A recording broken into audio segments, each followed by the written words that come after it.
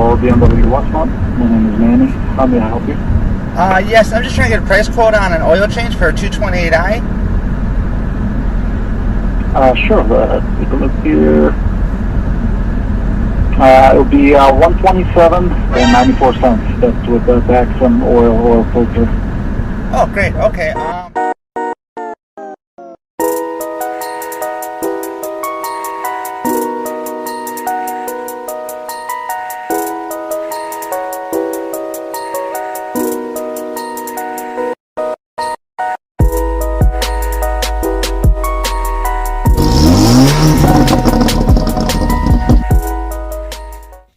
Alright guys, Rick from All Star Motors, and today I'm going to start off by showing you what you actually need for your oil change and how much it actually costs you. So as you see, $21.98 here, and then $17.37 for the filter.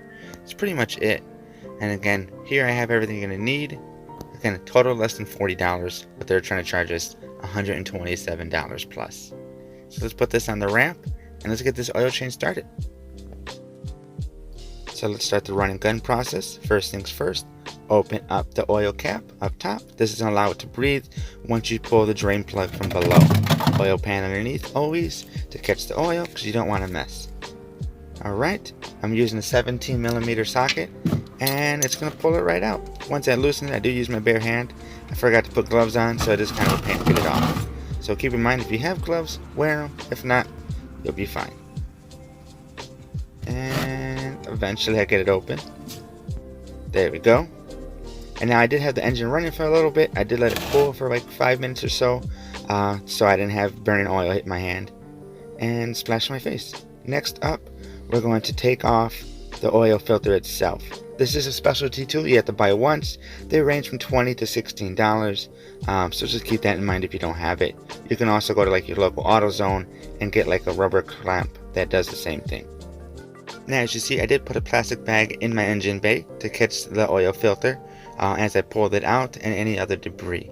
I like having this in there just so I'm not spilling oil all over my car. Messy enough. So yeah, we're gonna wrap that up, pull it out of the way for a second, and actually I'm gonna put it back in there just because I need to drain the oil.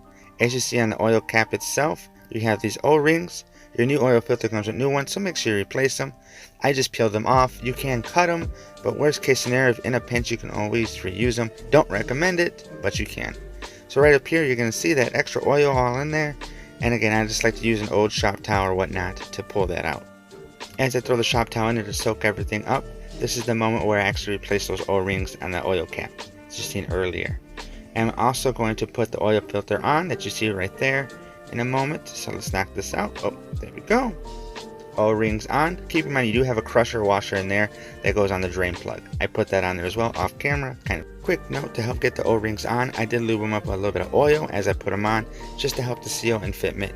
But yeah, you can use the new oil or the old oil, your choice. So now that it's all connected, oil filter in, boom. To screw this down. And the nice thing to know as well, this is 25.5 Newton meters of torque, same as your drain plug underneath. So now that we have that situated, I'm going to tighten that up. Boom. Nice and simple. Couple cranks, and it's on. Eventually. There we go. Alright, next we're going to slide under the car. Now that we're under the car, you can see I still have a little bit of drippage down here. That's because I did crank the engine over once for a good like 10 seconds or so just to push any of the old fluids out. Some people recommend it, some people don't. I say do what makes you feel good. So there we go, put it on that drain plug. Again, don't forget to replace that crusher or you will have drippage. First time I did this, I forgot to replace that crusher and I had an oil leak and I was freaking out because I'm like, what have I done? But yeah, simple. Replace that crusher. Can't stress that enough. Alright, now that it's on by hand, I'm going to torque this to, again, 25.5 Newton meters, and we're good. I did that off camera as well, because I can't hold the camera and torque. Well, I can, but you don't want to see that. Now that we have everything sealed up, we're just going to pour in the oil, and we're pretty much almost done. After we finish pouring in this oil, we just have to reset the trip computer in the car, and I'll show you how to do that next. So here we go. Alright, and now that the oil is in, let's put this oil cap back on. You never want to forget that. That'd be a messy day. Alright, next we're just going to back the car off the ramps. I do have jack stands, but for something as simple as this, I just use the ramp, so it's quick and easy. So now that we're off here, we're gonna hop in the car. You're going to put the car in ignition mode, don't turn it on, or accessory mode. Don't turn the car on. Once you're in accessory mode, long press here. You're gonna see it pop up. You're gonna hold it for about 5-10 seconds. You start to get the options. You can click through the options and see what's going on and how to reset it. Once you come across the oil option, once I find it again, where are you? There you are. We're gonna long press that, and it's gonna give us the option to reset. Yes or no? All right, long press. There we go. And then we're gonna tap it again to reset. So it says reset in progress. So once this resets successfully, make sure your car is on and warm after this and on a level surface. That way you can check your oil level in the car. Since you don't have a dipstick, you're gonna go into the settings, which I'm gonna show you next. So, and now that we're good here, let's hop over to our iDrive and let's go into these settings. So you find vehicle settings, you move the dial around here, vehicle settings, boom. Then you go, here we go, check oil, and where are you? Right there. Alright, once you hit start, this process does take a few minutes, so you just sit and hang out, mess with your phone, like and subscribe to R-Star Motors, things like that, you know. Also count all the money you just saved.